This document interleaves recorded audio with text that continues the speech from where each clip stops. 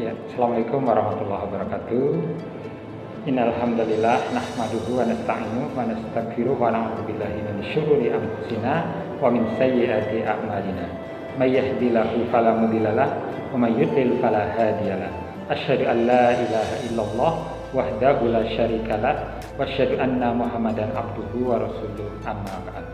Hamdan wa syukran lillah wassalatu wassalamu ala Rasulillah ya. Apa kabar teman-teman? Semoga dalam keadaan sehat dan tetap semangat ya. Dalam kondisi apapun kita harus berikhtiar secara maksimal ya. Karena imun dan iman terus harus kita tingkatkan ya.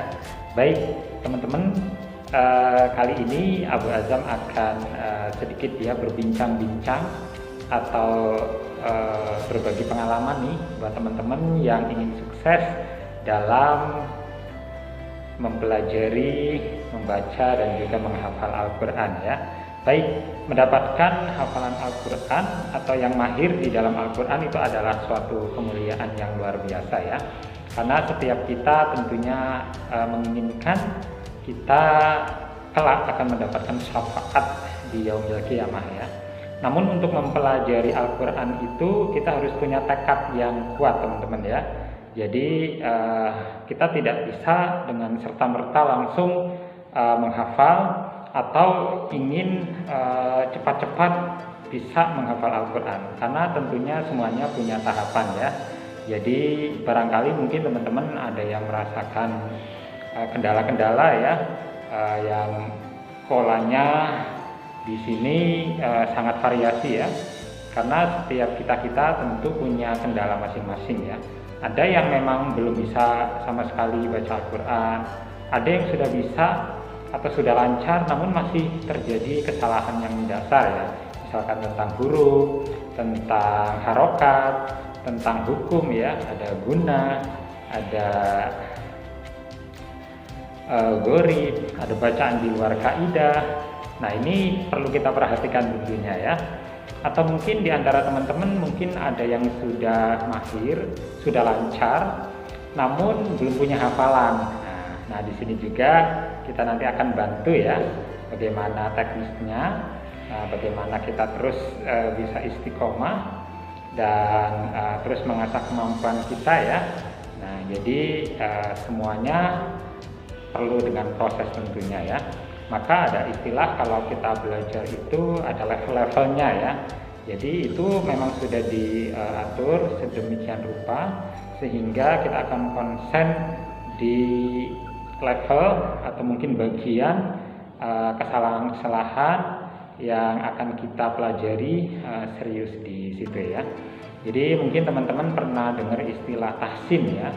Nah kenapa sih kita harus ditahsin? Nah suara kita supaya bagus, bacaan kita supaya bagus, benar begitu ya, sesuai kaidah tajwid dan sesuai hukum syariat tentunya ya. Jadi beruntung banget buat teman-teman yang punya giroh, yang punya semangat untuk terus belajar Al-Quran ya.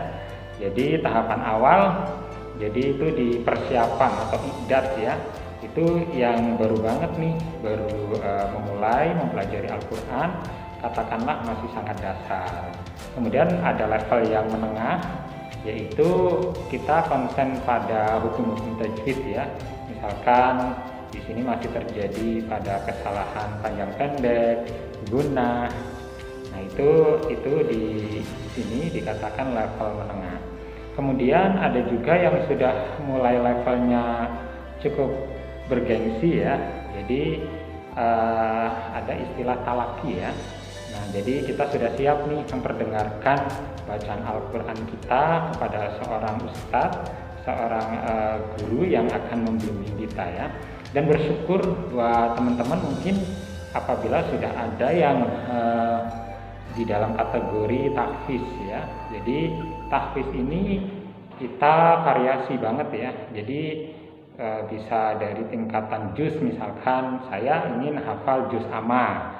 Nah, saya ingin hafal 2 juz misalkan juz 30, juz 29. Nah, itu biasanya satu paket ya. Para guru Al-Quran tentunya ini sudah tidak asing ya dengan istilah sertifikasi ya.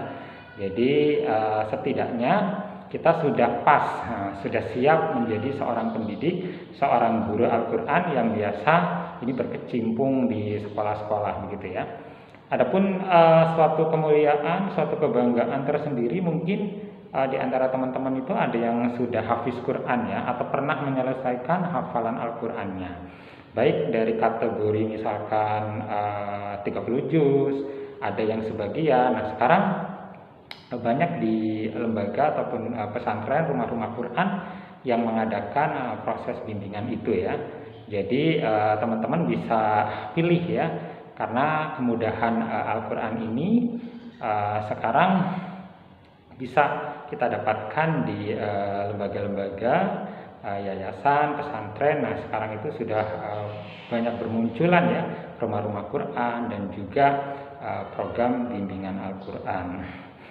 Jadi karena eranya kita sekarang masih pandemi, jadi semuanya masih menggunakan pembelajaran jarak jauh ya, atau online begitu ya. Namun itu tidak akan membatasi kita, karena mungkin ya kalau saya pribadi mengatakan secara teori kita masih bisa mengimbangi gitu ya. Adapun secara praktek mungkin sebenarnya akan sangat maksimal ketika kita bisa berjumpa langsung ya. Namun ala kulli hal ya, kita terus berharap kepada Allah Subhanahu wa taala supaya pandemi kita cepat usai ya. Dan kita bisa dihimpunkan kembali oleh Allah Subhanahu wa taala dalam program tatap muka, sehingga kita bisa memaksimalkan proses belajar dan mengajarkan Al-Qur'an ya. Karena tentunya setiap kita ingin mendapatkan syafaat ya dari Al-Qur'an ini. Setidaknya di dunia kita mendapatkan kebahagiaan, ketentraman.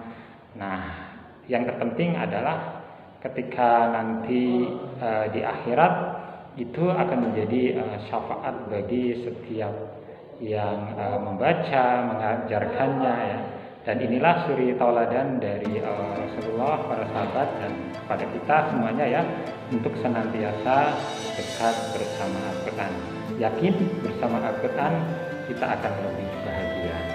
Ya demikian sedikit mungkin sharing ya, pembahasan dari tingkatan-tingkatan ketika kita ingin eksis, ketika kita ingin mempelajari Al-Quran. Jadi harus tahu dasarnya dulu, teori dan prakteknya dikuatkan, persiapkan jiwa raga untuk terus aktif membacanya, kemudian bentuklah komunitas ya, cari lembaga, yayasan, ataupun rumah-rumah Quran di sekeliling Anda, dan nikmati kebahagiaan teman-teman semuanya setelah mendapatkan ilmu Al-Quran, kemudian bisa mengamalkannya dan mengajarkannya, karena khairukum man ta'ala Al-Quran wa 'allama. Sebaik-baik di antara kalian adalah yang mengajarkan Al-Quran, yang mempelajari Al-Quran dan mengajarkannya ya. Jadi sekali lagi, sebaik-baik di antara kalian adalah yang mempelajari Al-Quran dan mengajarkannya. Mudah-mudahan teman-teman semuanya bisa semakin dekat dengan Al-Quran. Demikian dari channel Azam TV, Puja Kesuma, Abu Azam menyapa sobat perjuangan semuanya. Assalamualaikum warahmatullahi wabarakatuh.